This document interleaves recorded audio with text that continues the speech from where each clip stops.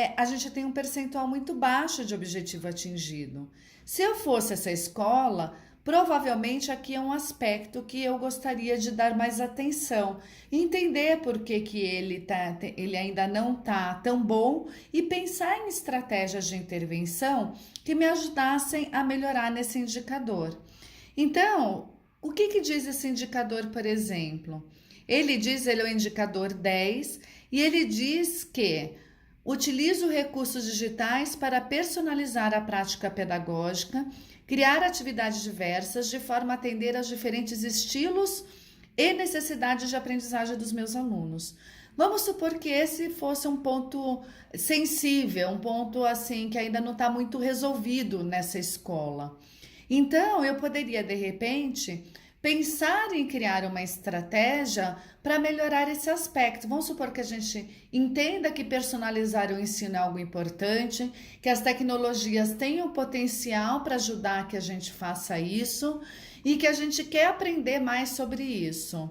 Então, eu poderia criar uma estratégia, um grupo de estudos e orientar os professores para fazerem algum módulo do Crescer em Rede. A gente tem um módulo, por exemplo, no Guia de Metodologias Ativas, que ele só fala de personalização no processo de ensino-aprendizagem. Então, a gente poderia organizar um grupo de estudos, por exemplo, e trabalhar a partir desse módulo. Ou eu poderia indicar a leitura de um artigo sobre esse tema, ou eu poderia indicar um vídeo para os professores, para que eles pudessem então assistir e entender mais como eles poderiam personalizar o processo de ensino-aprendizagem.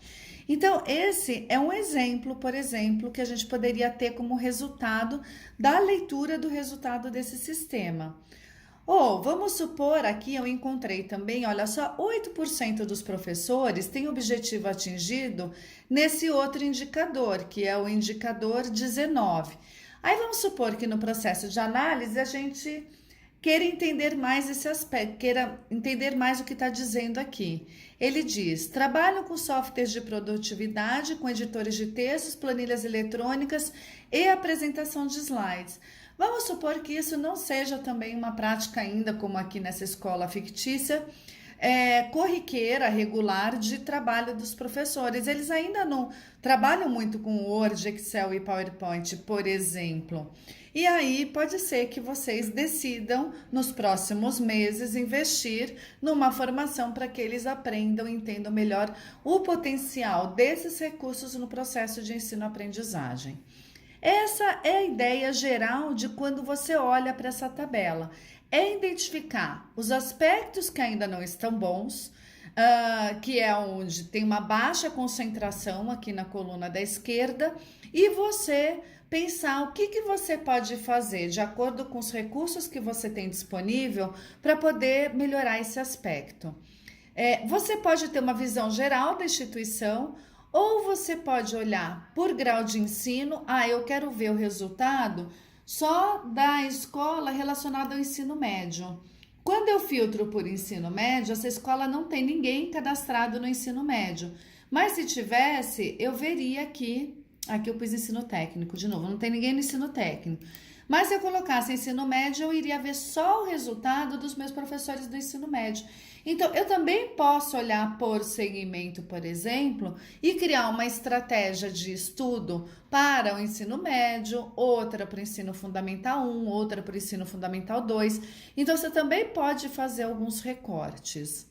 Bom, isso é, assim, o básico, o mais importante que o sistema nos traz e como a gente imagina que você pode trabalhar para fazer a leitura desses dados.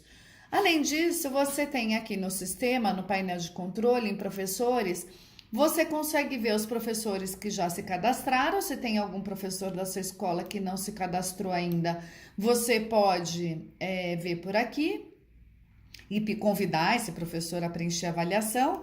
E aqui em instituição, você tem o código da escola. Se você perdeu, não lembra, você pode acessá-lo para compartilhar com os professores. E caso você tenha definido uma data para término da avaliação e não tenha sido suficiente, você pode mudar essa data aqui.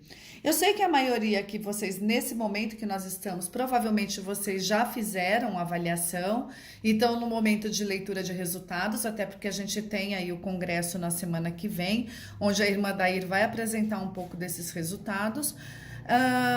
Mas, enfim, acho que é importante vocês terem mais clareza de todas essas funcionalidades.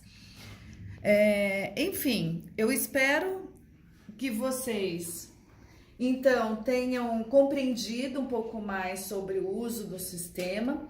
Eu acredito, a gente tem ainda algumas coisas para serem corrigidas, mas elas são mais questões de texto agora que elas não atrapalham a leitura e a interpretação desses dados.